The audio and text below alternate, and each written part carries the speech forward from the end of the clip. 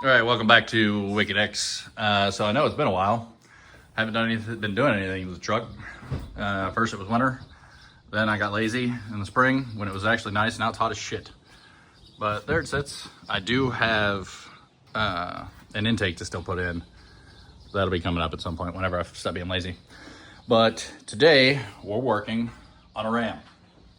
So if you guys watched the video for the mirrors, same truck, and another part from Boost Auto. They just became available at the beginning of this month. It is the M2 steps, the light ones that I put on the truck, the Ford. They became available for the Ram. It is 19 to 24 M2, which means you get the running lights on the steps, the turn signals, the flashes, all that in their power, right? Now, if you guys remember from the Ford video, I did say about the steps being slick. So we did get there's three different styles of like a foam padding you can get to put on top of the steps. Two of them had designs, and then the one is just a plain foam pad, no designs, I believe, that you can put on there so they're not so slick. But that's what we're gonna install today. We have the hood up because on the Ram, you have to remove the top cover here and the intake to get to the passenger side wire. If you can see it down there, nope, too dark. But that's what we gotta do. So we're gonna start with the brackets. All I did was take the top off the box. Brackets, wiring should be in here. Those are the modules once you get your wiring plugged in to there and the truck, you put that by the battery or wherever I guess you wanna keep it. But it's all plug and play, right? They do give you an option to splice if you want to do that instead. I don't know why anybody would choose that, but we got plug and play. So once the steps are in, run the wiring up the inside of the firewall, bring it into underneath the hood, tie them into both headlights. So driver's side will be a driver's side light, passenger side will be passenger side light. But we're gonna go through all that. Let's go ahead and get the steps out of the box and get under the truck. All right, so we got the brackets on, and I know how some of you just love that I don't show putting these on. But without a lift, you're doing it on the garage floor, having your hands in here, holding this, doing it, and even if, like I tried it before on some of the videos, a selfie stick underneath holding the camera, it just doesn't, you don't actually see anything anyway. So let me just show you. So we're coming up, right, this is a Ram. Oh man, there's not a lot of room under here. So, rear one, and the step is obviously out because it doesn't have a motor to hold it in place, so it moves freely. But under here, let me get off this roller. It's too tight. All right, so you see each bracket has 4 holes that you can use on the bottom, and you'll have to adjust yourself where you need them. Some Rams on the front side, in front of this bracket here, right behind the tire, I don't know what it is, but it's a big circle thing, about the size of an oil filter can on a normal car. And there's a mounting bracket you have to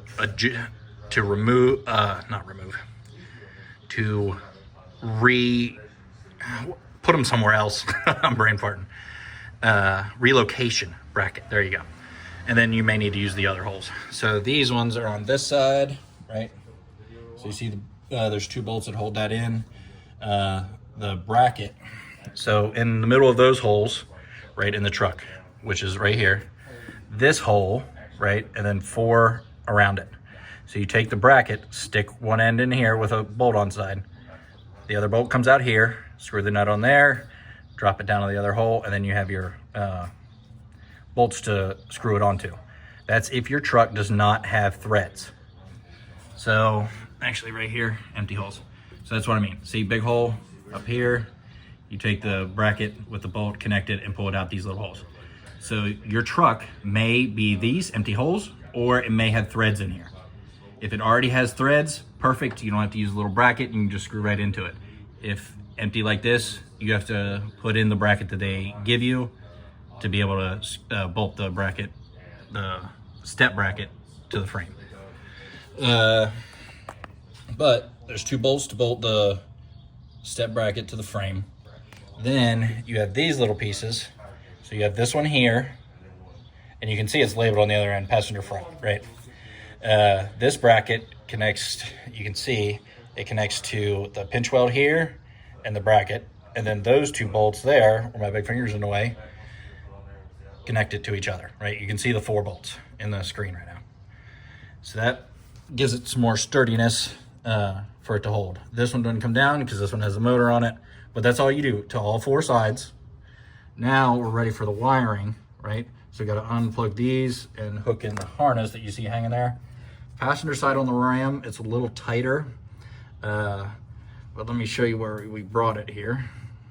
All right, so for the wires, so this is passenger side, right? So you can see where I ran it right down in there. There's your battery, your fluid reservoir. Right in between, you can kind of see the sunlight down under there. That's where I ran the wires right now. This is a lot tighter than the driver's side. So that's why they're still hanging. I'm gonna go ahead and plug them in and get under there and make sure that these wires are okay under the truck where they're sitting right there. So back into there to make sure they're gonna be safe for, now you can see all the wiring, like they give you plenty. This piece is for the module. This is gonna go up by the battery, the control module, right? But this is where we put it on the driver's side, right? You see that? That's easy enough. Plenty of room there, and then just zip tie it up there, up out of the way. So that's where we're at. And then we're gonna get that plugged in. I'm gonna put the steps on, just set them there for now, make sure they work and adjust how they should. Then we're gonna, of course, continue the video. So I'm not just telling you what we're gonna do, keep watching. We have to get in here to the headlight plug right there, and the plug and play, right? If you get plug and play, so there's the plugs that'll plug into the harness that's on the truck right now, right? That we need to hook up. Then the other end will go into your headlight housing, and this will work whether you have the halogen or the LED ones. Okay, you just have to let them know when you're checking out what it is, right? You have to select it, it's already on there. And then we'll plug that in, but with the Ram, like I said, you have to take this off and the intake to get to the passenger headlight. See you can kind of see the spaces in the wiring right there. Can't fit our hands down in there. So we got to take this out to have room to get to the wire there. But yeah, let's keep going. After some time later,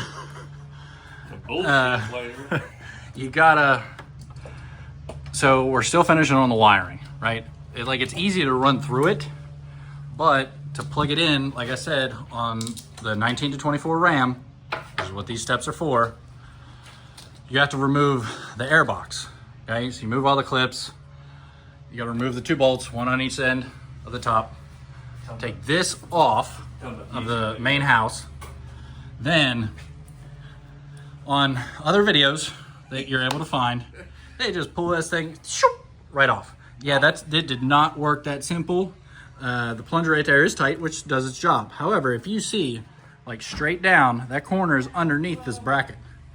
So you can't pull straight up. And there's not enough, it's tough to get off. Okay, let's just say that. But got that. So the plug and play harness plugged into there, wire ran right down the side. Nice. The pain in the ass part was getting the signal wires right here down through the firewall, which, see them right there, next to the hanger, okay? That was the pain in the ass part.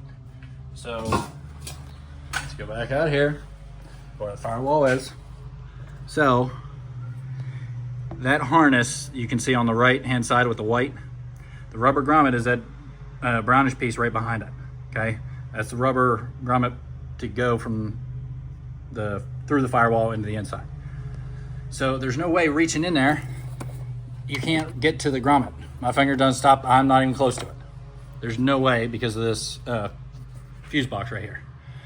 So the hanger tends to bend and it's just a pain, but got that through. So now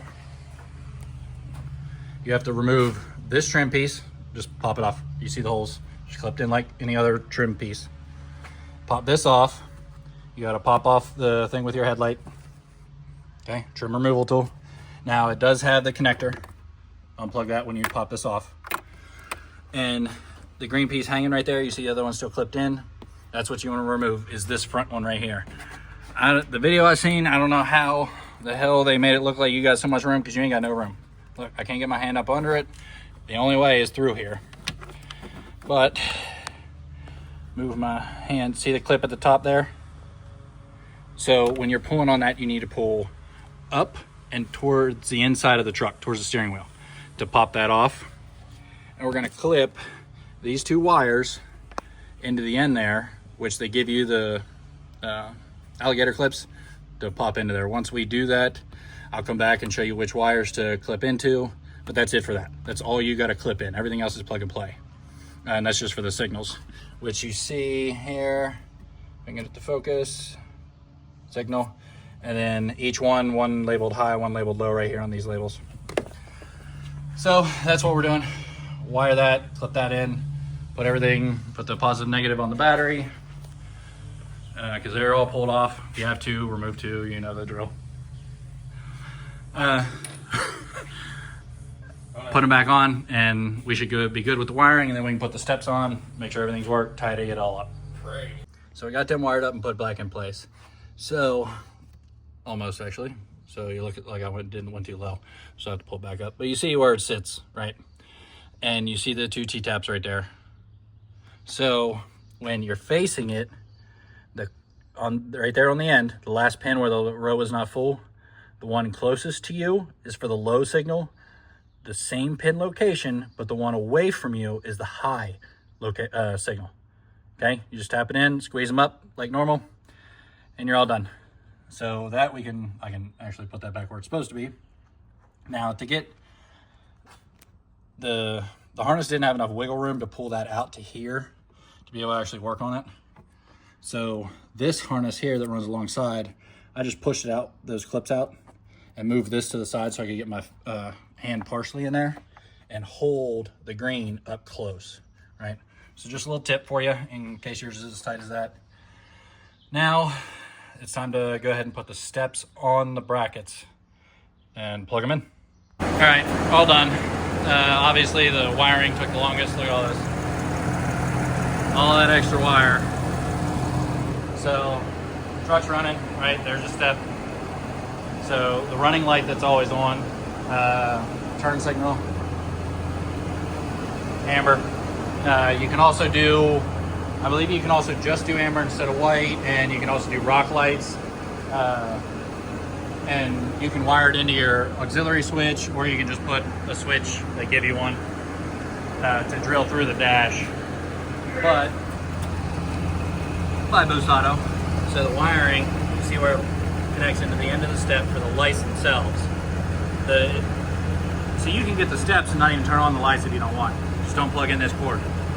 But they run up, you see there behind the wheel well. Come up into that little gap right there. See the wires. Zip tied along, stay up off the heat. Positive, negative. Ran along the support bracket, and then tucked them in here. There's the only hole right here on this side to tuck all of this extra wire. That's the only downfall, is trying to find a place for all the extra wire. And we just use 3M to mount the control module to the top of the fuse box so it'll still move. And this side, same thing. You come around here for the relay, for the positive, negative, is just zip tied on the support beam. And then all the extra wires tucked in here next to the cold air intake box, because there's plenty of room down in there. But between both sides, I'm telling you, it's probably an extra 20, 30 feet of wire between both sides. But same thing, so this one ran out in right there. It comes in behind the wheel well more, but still plugged in right there on the bottom of the step. Passenger side, and of course, right, the whole point is they're automatic. Open the door, they drop down, close the door, give it a second, and they come back up. There you go. And then this is the look from down the side of the truck. Right? So they're still tucked under the truck, but if you're looking from the side, you can definitely see them, right? So there you go. And I'm pretty sure it's 6 or 660 pounds per side for Boost Auto. And these, again, M2 steps from Boost Auto. The M2 is their updated version with all these new features, right? So that's how you put it in, how they look. And actually, let me get a back shot here. Let's do the turn signal, because remember, the same truck for the mirrors. So mirror and the steps blinking the same color, same time from the same manufacturer. That's the install. Look, see, gotta have the black appearance package. I mean, at least it's a good looking truck if it wasn't so dirty. I live in the fucking sticks, man. I'm sorry, I live in the sticks. But that's it. We're gonna go ahead and close the hood. All done. That's the Boost Auto M2 steps. 5.5 hours for both of us, and we took the front bracket off 3 times. So there you go. So like, subscribe, all that jazz. We'll be on the next one for the intake for the Ford.